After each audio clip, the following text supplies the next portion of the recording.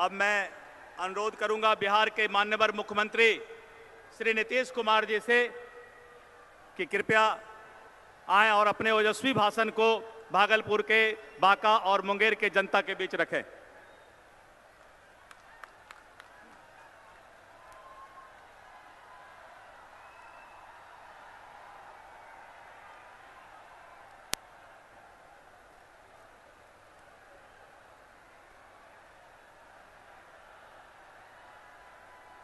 माननीय प्रधानमंत्री आदरणीय नरेंद्र भाई मोदी जी, बिहार सरकार के उप मुख्यमंत्री भाई सुशील कुमार मोदी जी, भारतीय जनता पार्टी के राष्ट्रीय महासचिव श्री भूपेंद्र यादव जी, माननीय केंद्रीय मंत्री श्री अश्विनी चौबे जी, यहाँ उपस्थित राज्य सरकार के सभी माननीय मंत्रीगण, मंच पर विराजमान भागलपुर से जनता दल यूनाइटेड राष्ट्रीय जनतांत्रिक गठबंधन एनडीए के उम्मीदवार श्री अजय मंडल जी, बांका लोकसभा निर्वाचन क्षेत्र से जनता दल यूनाइटेड और एनडीए के प्रत्याशी भाई गिरधारी यादव जी, मुंगेर लोकसभा निर्वाचन क्षेत्र से जनता दल यूनाइटेड और एनडीए के प्रत्याशी और बिहार सरकार के माननीय मंत्री श्री राजीव रंजन सिंह उर्फ ललन जी, यहाँ मंच पर विराजमान माननीय सांसद श्रीमती कहकशा परवीन जी और तीनों एनडीए के तीनों घटक दलों के भारतीय जनता पार्टी, जनता दल यूनाइटेड और लोक जनशक्ति पार्टी के सभी सम्मानित नेतागण, सम्मानित जनप्रतिनिधिगण, मेरे प्रिय साथियों, पत्रकार मित्रों और इस सभा में उपस्थित, चुनावी सभा में उपस्थित बहनों, भाइयों और युवजनों, मैं सबसे पहले भागलपुर की इस धरती का नमन करता हूं और इस धरती पर आदरणीय प्रधानमंत्री जी का स्वागत करता हूं और उनका अभिनंदन करता हूं। आप सब उत्साह के साथ इस सभा में उपस्थित हैं, इसके लिए मैं आपका भी अभिनंदन करता हूं और आपको हृदय से धन्यवाद देता हूं। देश में जो माननीय मोदी जी का काम है और उस काम के चलते देश की प्रतिष्ठा बढ़ी है, देश आगे बढ़ रहा है और इन्होंने समाज के हर तबके की खिदमत की है, सेवा की है और देश की रक्षा के लिए भी पूरी सतर्कता रखी है। आतंकवाद के खिलाफ जो भी जरूरी कार्रवाई है, उस कार्रवाई को करने में ये कभी पीछे नहीं रहे हैं। इसलिए मैं इन सब चीज़ों के लिए इनका अभिनंदन करता हूं और आप देखिएगा अपने देश के गरीब गुरबा लोगों के लिए भी जो इन्होंने काम किया है। हर गरीब परिवार को प्रधानमंत्री उज्ज्वला योजना के अंतर्गत एलपीजी का कनेक्शन मुफ्त में दिया जा रहा है। आयुष्मान भारत, प्रधानमंत्री जन आरोग्य योजना, इसमें जो गरीब परिवार हैं उन परिवारों को हर साल चिकित्सा के लिए, इलाज के लिए 5 लाख रुपए देने की इन्होंने योजना क्रियान्वित कर दी है। और प्रधानमंत्री किसान सम्मान निधि योजना, 2 हेक्टेयर तक की जमीन वाले किसानों को हर साल केंद्र सरकार 6,000 रुपए की 3 किस्तों में मदद करेगी। और एक बात मैं कहना चाहता हूं, कृषि के क्षेत्र के बारे में जो दूसरी पार्टी के लोग बोलते हैं, ऋण माफी और कई तरह की बात बोलते हैं, उसका कोई बहुत मतलब नहीं है। क्योंकि सभी किसान ऋण नहीं लेते हैं। सबसे बड़ी चीज है कि आखिर जो किसान खेती करता है और खेती करने में उसको जो पैसा लगाना पड़ता है, अगर हम वहां उसकी मदद कर देंगे तो उसकी लागत घट जाएगी और उसका फायदा बढ़ जाएगा। ये सोच करके मैं इसके लिए बधाई देता हूं। प्रधानमंत्री किसान सम्मान निधि योजना और क्रियान्वयन प्रारंभ कर दिया और पहले किस्त का भुगतान प्रारंभ हो गया। ये मामूली बात नहीं और इन्होंने देश के लिए किया और अपने बिहार के लिए जो भी प्रधानमंत्री जी ने किया है, इसके लिए मैं इनको हृदय से धन्यवाद देना चाहता हूं। अकेले सड़क के क्षेत्र में, पुल पुलिया के क्षेत्र में केंद्र सरकार ने मोदी जी के नेतृत्व में बिहार में 50,000 करोड़ रुपए की सहायता दी है। ये कोई मामूली बात नहीं है। तो इस तरह का काम इनके माध्यम से, और अभी हाल में बरौनी रिफाइनरी की क्षमता बढ़ाई गई है और जो खाद का कारखाना था वो बंद पड़ा था कई दशकों से, और उसको फिर से उसकी शुरुआत कराने जा रहे हैं।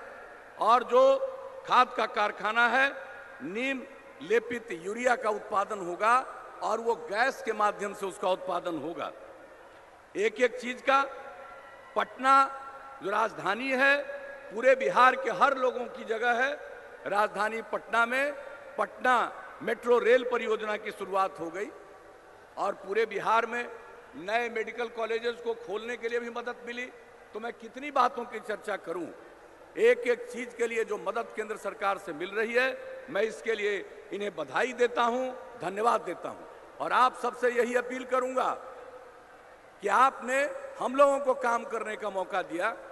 हम सब लोग आपकी सेवा कर रहे हैं और बिहार का विकास, न्याय के साथ विकास हम लोगों का लक्ष्य है, यानी हर इलाके का विकास और समाज के हर तबके का विकास।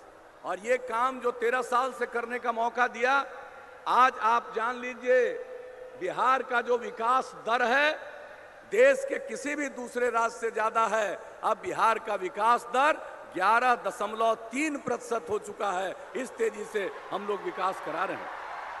और आज न जाने क्या क्या भाषण देते रहते हैं हम लोगों के विरोधी लोग, अब शब्दों का प्रयोग करते हैं, जुबानी जंग चलाना चाहते हैं और हम लोग काम में यकीन करते हैं।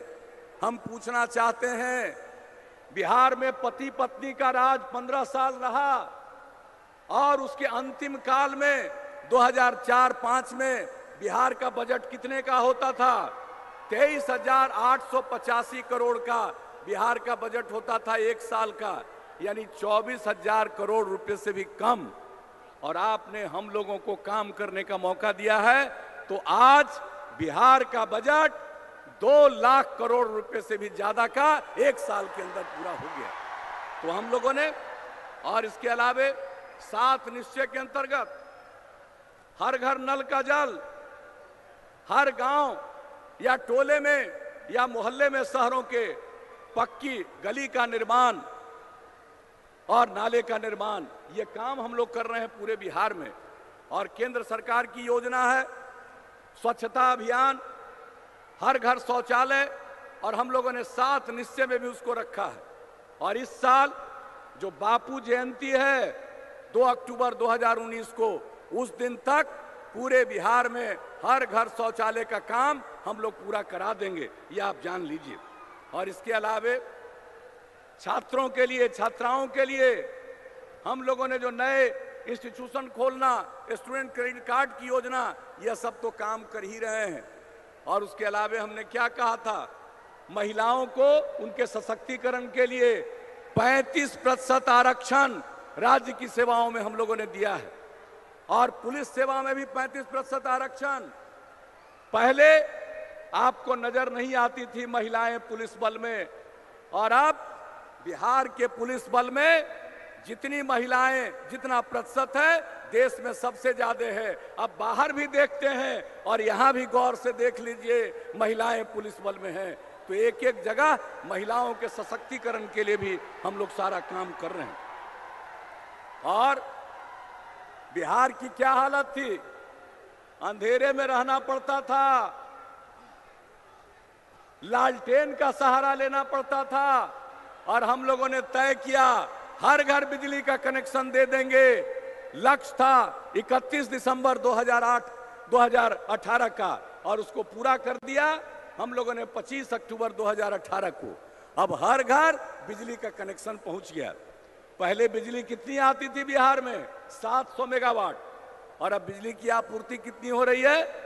5200 मेगावाट और जितने बिजली की जरूरत होगी सब हम आपूर्ति करते हैं।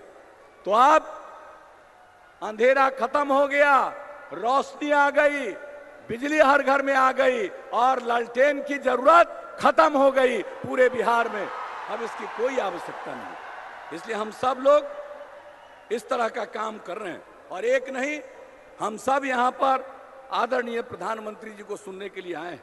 और भागलपुर के लिए ट्रिपल आईटी का निर्माण हो गया, भागलपुर बाईपास का निर्माण चल रहा है, विक्रमशिला सेतु के समानांतर 4 लेन का पुल और सुल्तानगंज से अगवानी घाट का पुल बन रहा है। एक नहीं अनेक काम। आपको NH 106 में फुलौत में कोसी नदी पर पुल निर्माण की स्वीकृति प्रदान की गई है।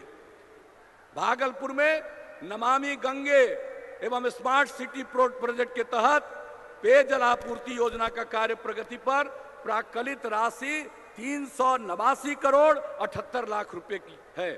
तो एक एक काम हम लोग कर रहे हैं। सीवरेज ट्रीटमेंट प्लांट निविदा प्रक्रियाधीन है 254 करोड़ रुपए का। तो चाहे आदरणीय मोदी जी के नेतृत्व में पूरा देश और उनके सहयोग से बिहार में आप लोगों ने हम लोगों को सेवा का मौका दिया। हम लोग बिहार के पूरे बिहार की सेवा कर रहे हैं और भागलपुर को भी जितनी भी जरूरत है हम सब मिलकर इस काम को कर रहे हैं। इसलिए आज के अवसर पर हम सब आपसे प्रार्थना करेंगे कि भाई हम लोगों के लिए तो सेवा ही धर्म है और हम लोग सेवा करते हैं और कुछ लोग राजनीति में आकर धनार्जन करना चाहते हैं, पैसा बनाना चाहते हैं। और गांधी जी ने कहा था ये सामाजिक पाप है, काम के बिना धन। और ऐसे लोग न जाने क्या क्या बोलते हैं। इसलिए आप सब लोगों को देखना, हम लोगों ने काम किया है और उस काम के आधार पर हम लोग आपका समर्थन चाहते हैं और हम लोग चाहते हैं कि फिर से देश में मोदी जी की सरकार कायम हो और बिहार की भी पूरी तरक्की हो और देश की तरक्की हो। इसलिए इस अवसर पर आप सब लोगों से यही आग्रह। तो आप सब लोगों से क्या उम्मीद करें कि हमारे जो उम्मीदवार हैं, एनडीए के प्रत्याशी हैं, उनको आप जिताइएगा। बताइए, हाथ उठा के बताइए। बहुत बहुत इसके लिए हृदय से धन्यवाद। आज जो बहनें हमारी बैठी उनको हम बता देते हैं कि बात, वोट का दिन जो है उस दिन पहले मतदान कर लीजिएगा, तब जलपान कीजिएगा और घर में खाना मत पहले बनाइएगा, पहले वोट डाल दीजिएगा, तब लौट के खाना बनाइएगा और खाइएगा। और घर के जो मर्द लोग आपके कहने के मुताबिक वोट देकर आए, उनको खूब बढ़िया से खिलाइएगा और जो आपकी बात न माने उसको दिन भर का उपवास करा दीजिएगा। तो इन्हीं शब्दों के साथ मैं आपको हृदय से धन्यवाद देते हुए अपनी बात समाप्त करता हूं और पुनः आदरणीय प्रधानमंत्री जी का अभिनंदन करता हूं। हमारे बीच हमारे नेता माननीय श्री रामविलास पासवान जी आ चुके हैं। उनका जोरदार ताली से हम उनका स्वागत करें। माननीय श्री रामविलास पासवान जी, मैं अनुरोध करूंगा, करीब 10 किलोमीटर जाम लगा हुआ है। हजारों लोग बाहर में सुरक्षा जांच के कारण अंदर नहीं आ पा रहे हैं, सामने लोग मुश्किल से अंदर आ पा रहे हैं। सुरक्षा अधिकारी से अनुरोध करूंगा कि कृपया उनको अंदर आने का मौका दें। सभी लोग माननीय प्रधानमंत्री जी को सुनना चाहते हैं। अंग की धरती, रेशम की शहर भागलपुर, मंदार का इतिहास और बांका और दानवीर कर्ण की धरती मुंगेर। आज तीनों उम्मीदवार यहां पर हैं और हम अपने तीनों जिला अध्यक्ष एवं यहां के पदाधिकारियों से अनुरोध करेंगे कि माननीय प्रधानमंत्री श्री नरेंद्र मोदी जी का फूल माला से स्वागत किया जाए। भारत माता के, भारत माता के।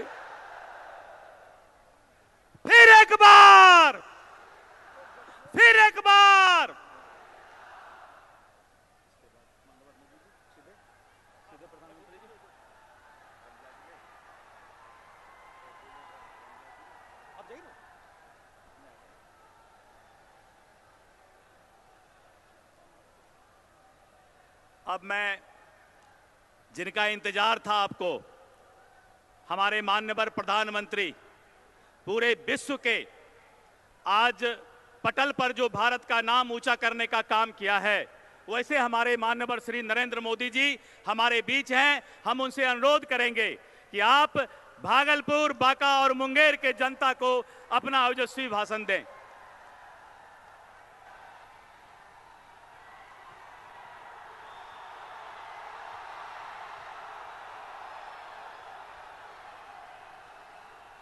भारत माता की, भारत माता की।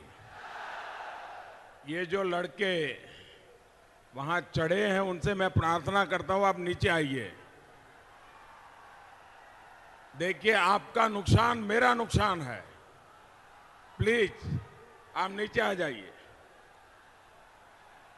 आपको कुछ भी हो गया तो मुझे बहुत दुख होगा। आप नीचे आइए भैया। अब जगह कम है, आपने मुझे देख लिया, बस बहुत हो गए, आप नीचे आइए प्लीज।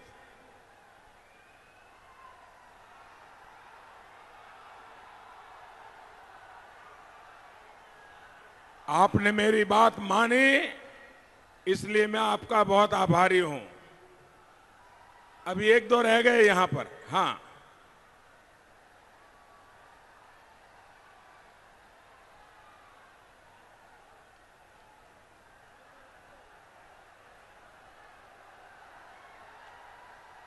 शाबाश शाबाश।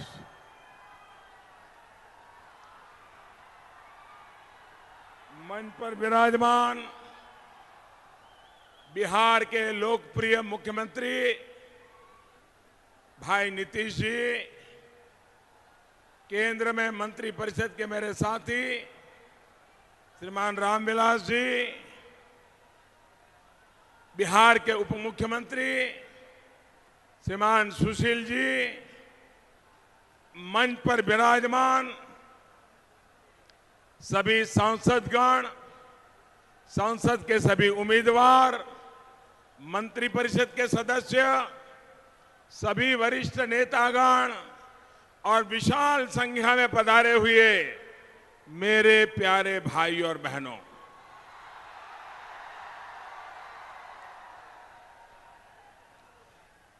हम भागलपुर के इस धरती और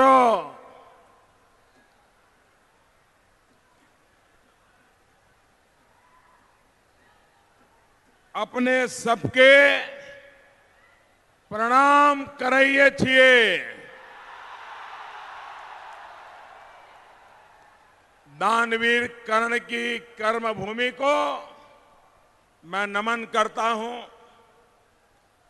आपने अपने इस प्रधान सेवक को बीते 5 वर्ष जो विश्वास दिया है, जो स्नेह दिया है, उसने नामुमकिन को भी मुमकिन बना दिया है।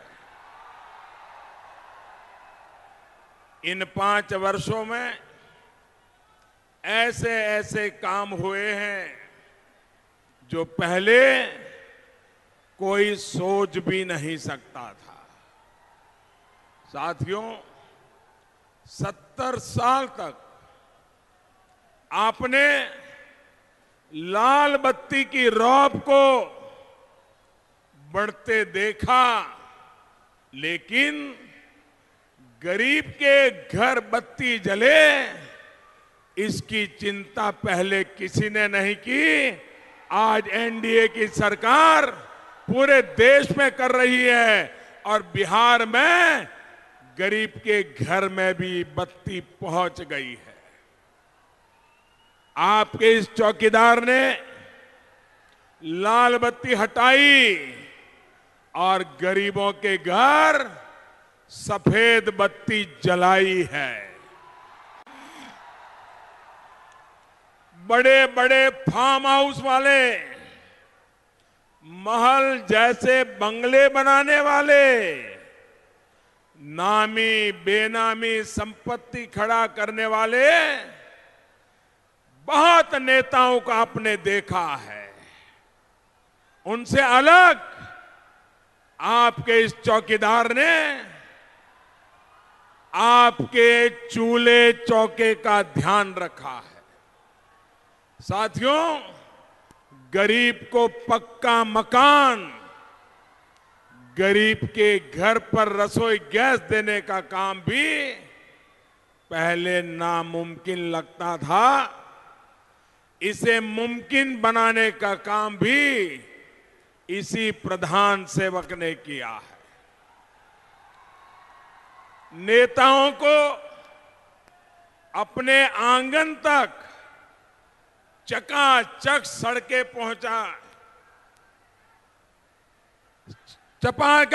पहुंचता आपने देखा है। बिहार के गांव तक सड़कें पहुंचाने का बीड़ा इस चौकीदार ने उठाया है। साथियों, बड़े अस्पताल सिर्फ और सिर्फ अमीर की पहुंच में होते थे, ये भी तो हमने बहुत देखा है।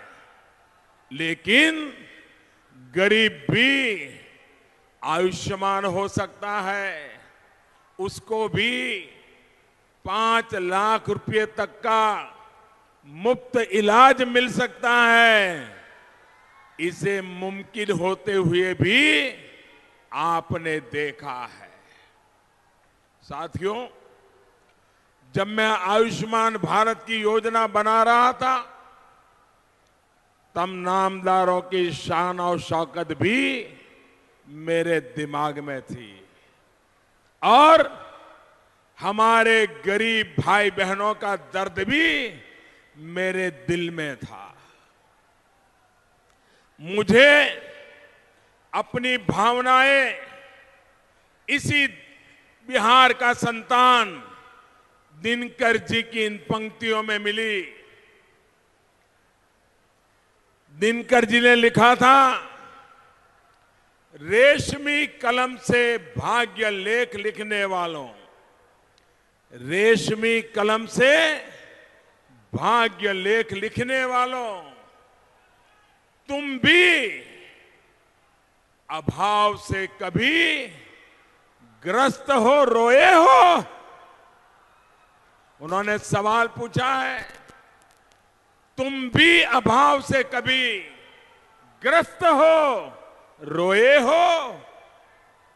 बीमार किसी बच्चे की दवा जुटाने में, बीमार किसी बच्चे की दवा जुटाने में तुम भी क्या घर पर पेट बांध करके सोए हो? तुम भी क्या घर पर पेट बांधकर सोए हो? साथियों, ये दर्द में से आयुष्मान भारत योजना का जन्म हुआ है। साथियों, किसानों के नाम पर अपने लिए राजनीतिक रास्ते तो बहुतों ने बनाए, लेकिन इतने दशकों बाद भी स्थिति में सुधार नहीं आया। आपके चौकीदार ने बीते 5 वर्षों में इस दिशा में बड़े कदम उठाए हैं। फसलों के लिए लागत का 1.5 गुना समर्थन मूल्य तय करने की मांग बरसों से हो रही थी। ये पूरा करने का काम एनडीए की सरकार ने किया है। अब पीएम किसान सम्मान योजना की वजह से बिहार के 1,60,00,000 से अधिक किसान परिवारों को साल में 3 बार सीधी मदद मिलनी शुरू हो चुकी है। अब तो हमने संकल्प लिया है, हमारे संकल्प पत्र में घोषित किया है 23 मई के चुनाव नतीजे के बाद फिर एक बार मोदी सरकार बनेगी और जब मोदी सरकार बनेगी तो किसानों के लिए हमने अभी 5 एकड़ का जो नियम बनाया था उसको भी निकाल देंगे और देश के सभी किसानों को ये लाभ देंगे। इतना ही नहीं, छोटे और सीमांत किसानों को ये बहुत बड़ा निर्णय हमने किया है। छोटे और सीमांत किसानों को 60 वर्ष की आयु के बाद नियमित पेंशन का भी हमारा संकल्प है। अब किसान को भी पेंशन मिलेगा। साथियों, देश के सामान्य मानवी को सुरक्षा कवच देने वाली सारी योजनाएं इसलिए शुरू कर पाया हूं क्योंकि आपने मुझे चौकीदारी की जिम्मेवारी दी है। निरंतर मुझे अपना आशीर्वाद, अपना समर्थन दिया है। सुरक्षा चाहे आपके हितों की हो, आपके सम्मान की हो या फिर हमारे देश की सीमाओं की हो, ये सबसे जरूरी है। भाइयों और बहनों, शांति की बात भी वही कर सकता है जिसकी भुजाओं में दम होता है। आप याद करिए, 2014 से पहले पाकिस्तान का रवैया क्या था। आतंकवादी भी पाकिस्तान भेजता था और फिर हमलों के बाद धमकियां भी पाकिस्तान देता था। कांग्रेस की अगुवाई वाली सरकार सिर्फ और सिर्फ कागजी कार्रवाई में उलझकर ही रह जाती थी। क्या भारत को ऐसे ही रहना चाहिए? क्या भारत को ऐसे ही रहना चाहिए? क्या डर डर कर जीना ही ये हमारी नीति होनी चाहिए? क्या देश के वीर सपूतों के हाथ बांध के रखना चाहिए? हमने घर में घुसकर मारा। सही किया कि नहीं किया? ठीक किया कि नहीं किया? आप सहमत हैं? भाइयों बहनों, पुलवामा में यहां का भी मेरा एक वीर बेटा शहीद हुआ था। इसको मैं कैसे भूल सकता हूं? आपका एक चौकीदार आपकी इस भावना को समझता है। यही कारण है कि जिस बंदिश से बाहर निकलने के लिए 130 करोड़ का देश छटपटा रहा था, उस बंदिश को हमने तोड़ दिया। आज पाकिस्तान की स्थिति देखिए, वहां के हुक्मरान हो या फिर आतंक के आका, डर उनके चेहरे पर दिख रहा है।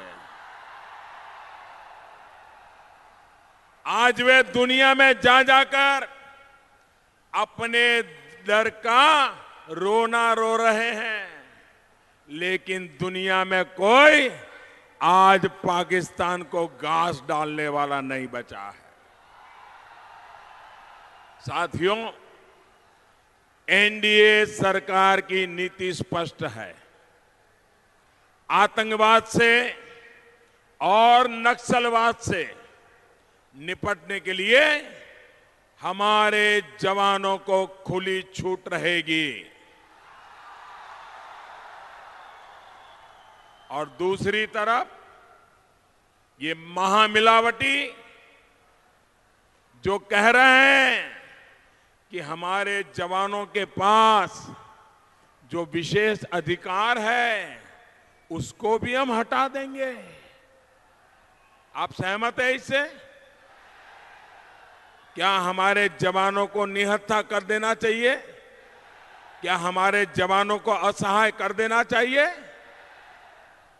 इन्हें देश को जवाब देना चाहिए कि वो वीर जवानों के साथ है या आतंक फैलाने वालों के साथ है। ये महामिलावटी लोग बिहार की जनता के पास जब वोट मांगने आए, आप इनको सवाल जरूर पूछिए कि आप देश के वीर जवानों के साथ हो कि आतंकवादियों के साथ हो? पूछोगे? हर कोई पूछेगा। भाइयों और बहनों, हम कह रहे हैं कि जम्मू कश्मीर में भी आतंक के अड्डों पर पता लगा देंगे। पाकिस्तान से पैसा लेने वाले को जेल में डालेंगे। वहीं कांग्रेस और उसके साथी कह रहे हैं कि पाकिस्तान की भाषा बोलने वालों से आतंकवाद खत्म करने पर बात की जाएगी। आप मुझे बताइए, जो पाकिस्तान का सुर अलापते हैं, पाकिस्तान से पैसा लेते हैं, उन पर कोई भरोसा कर सकता है क्या? भाइयों और बहनों, दरअसल ये लोग खुद डरे हुए हैं, अविश्वास से घिरे हुए हैं और इसलिए देश को डरा रहे हैं।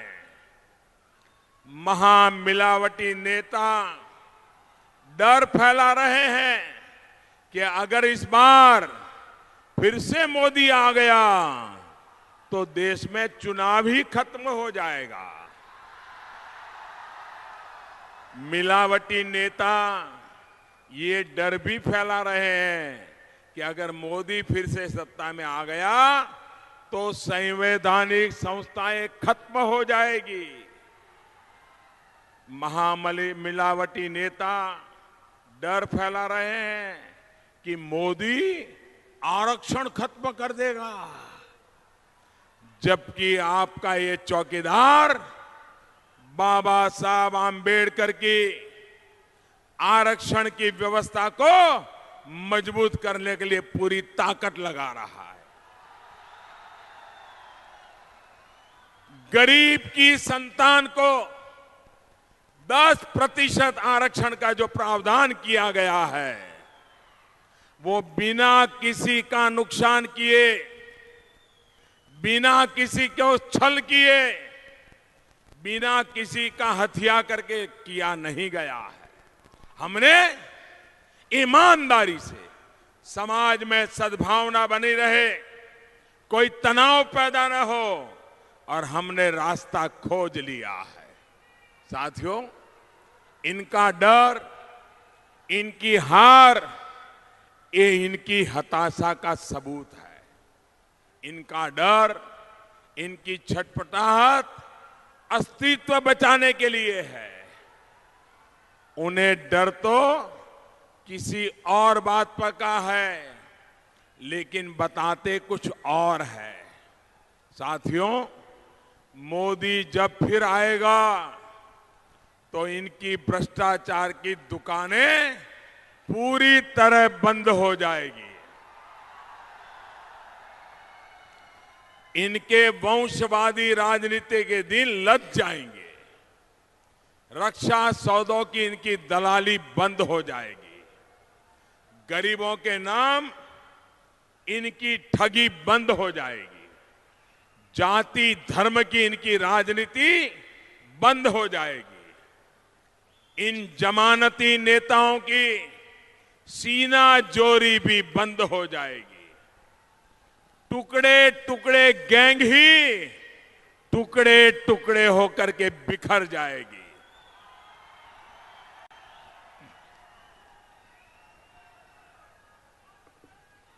साथियों, एक तरफ इनका ये डर है और दूसरी तरफ विकास के प्रति हमारा ट्रैक रिकॉर्ड है।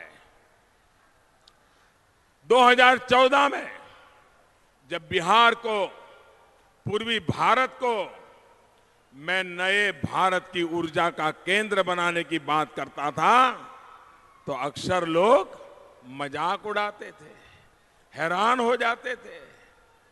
आप भागलपुर का ही उदाहरण देखिए। प्रधानमंत्री ऊर्जा गंगा योजना की वजह से भागलपुर में सिटी गैस डिस्ट्रीब्यूशन पर आज काम चल रहा है। अब यहां के घरों में, और मेरी माताएं बहनें जरूर याद रखें, यहां के घरों में पाइपलाइन से सस्ती गैस सीधी घर के चूल्हे तक पहुंचेगी। अब हमारे भागलपुर में गाड़ियां पेट्रोल डीजल के बजाय उससे भी सस्ते सीएनजी से चलेगी। भाइयों और बहनों, ऐसा ही एक बड़ा काम आप कोलकाता से बनारस तक नदी जलमार्ग के रूप में देख रहे हैं। इससे भागलपुर और बिहार के पास माल ढुलाई के लिए एक सस्ता और सक्षम माध्यम मिल पाया है। ये काम पहले भी हो सकता था, लेकिन सोच नहीं थी, नीयत नहीं थी। ऐसे ही गंगा जी की साफ सफाई को लेकर कांग्रेस के राज में पैसे बहा दिए गए, लेकिन गंगा मैया की स्थिति नहीं सुधरी। हमने बीड़ा उठाया और उसके परिणाम आज नजर आने लगे हैं। याद करिए, आपको नवगछिया जाने में कितनी दिक्कत होती थी। अब विक्रमशिला सेतु के बराबर में 4 लेन का पुल गंगा जी पर बन रहा है। आपकी सुविधा के लिए यहां की सड़कों के नेटवर्क और इंफ्रास्ट्रक्चर के काम को मजबूत किया जा रहा है। भाइयों और बहनों, भागलपुर के बुनकरों, यहां के व्यापारियों की हर समस्याओं का आभास मुझे पूरी तरह है, और नीतीश जी भी इन विषयों को लेकर के हमेशा केंद्र सरकार को दौड़ाते रहते हैं। भागलपुरी सिल्क उद्योग को मजबूत करने के लिए एनडीए की सरकार पूरा प्रयास कर रही है। यहां पर जो मेगा हैंडलूम क्लस्टर बना है, उससे यहां के बुनकरों और व्यापारों की बहुत मदद होने वाली है। यहां पर जो बुनकर बहनें हैं, आपको पहले धागे सुलझाने में कितनी समस्या आती थी, पैरों में, घुटनों में कितना दर्द होता था। अब जो नई बुनियाद रीलिंग मशीन दी जा रही है, उनसे बुनकरों को इस कष्ट से मुक्ति मिलेगी। आपकी भावनाओं को देखते हुए, व्यापारी वर्ग के सुझावों को देखते हुए सरकार ने जीएसटी में भी लगातार सुधार किया है। टेक्सटाइल पर जीएसटी को भी घटाया गया है। व्यापारी हितों को ध्यान में रखते हुए अब हमारा संकल्प, अभी जो हमारा संकल्प पत्र आया है, जिसमें हमने घोषणा की है कि हमारा संकल्प अब देश भर के व्यापारियों के लिए एक व्यापार के लिए राष्ट्रीय व्यापारी आयोग हम बनाएंगे। पहली बार देश में व्यापारियों के लिए सोचा गया है। सरकार में वापसी के बाद हम जीएसटी से जुड़े व्यापारियों के लिए, मेरे सभी छोटे बड़े व्यापारी याद रखें, हमने संकल्प पत्र में कहा है कि 23 मई भाजपा फिर एक बार, एनडीए फिर एक बार और नई सरकार बनने के बाद जो व्यापारी जीएसटी से जुड़े हैं उनको 10 लाख रुपए तक का दुर्घटना बीमा और छोटे दुकानदारों को पेंशन की योजना भी शुरू करेंगे। छोटे छोटे गल्ले वाले होंगे, उनके लिए पेंशन लेकर के आएंगे। साथियों, एनडीए के हर संकल्प को हमें सिद्धि तक पहुंचाना है। सबका साथ सबका विकास के लिए आपका वोट एनडीए के मेरे तीनों साथियों को मिलना चाहिए, उम्मीदवारों को जीत करके भेजना चाहिए। आपका एक एक वोट इस चौकीदार की ताकत बढ़ाएगा। और भाइयों बहनों, आप जब तीर निशान पर कमल दबाओगे, आप पक्का मानिए कि आप जब तीर निशान पर बटन दबाओगे, आपका वोट सीधा सीधा मोदी के खाते में जाएगा।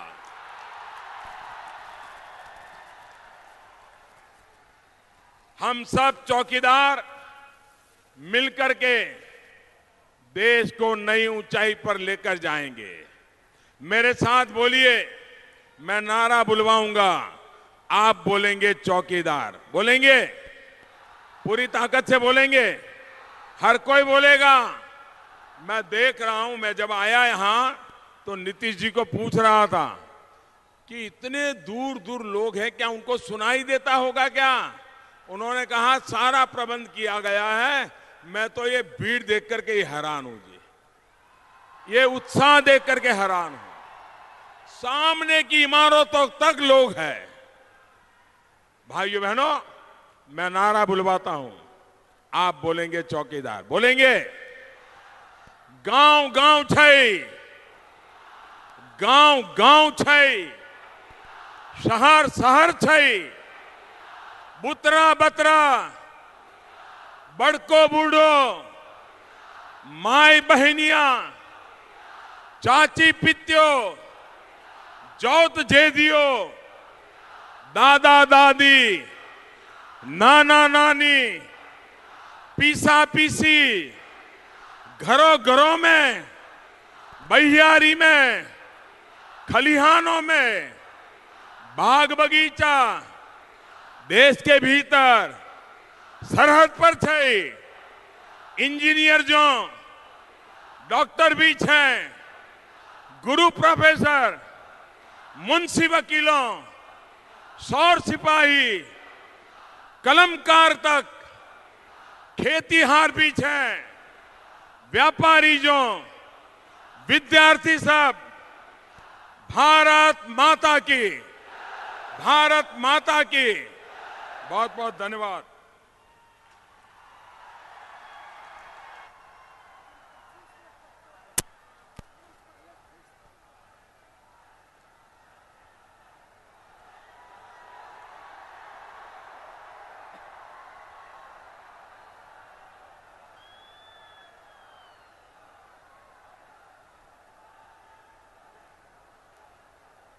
भारत माता की, भारत माता की, भारत माता की।